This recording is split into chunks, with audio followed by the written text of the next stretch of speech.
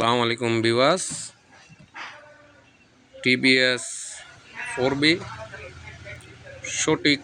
সঠিক মাপে টিপিট অ্যাডজাস্টের পর সাউন্ডটা কতটা স্মুথলি হয় লক্ষ্য করুন। আপনারা অনেকেই হয়তো টিপিট অ্যাডজাস্ট করে সঠিক সাউন্ডটা পান না। আসলে এখানে একটা সঠিক মাপের মধ্যে টিপিটটা অ্যাডজাস্ট করতে হয়। তো দেখুন আসলে কতটা স্মুথলি হওয়ার কথা আপনার বাইকের সাউন্ড।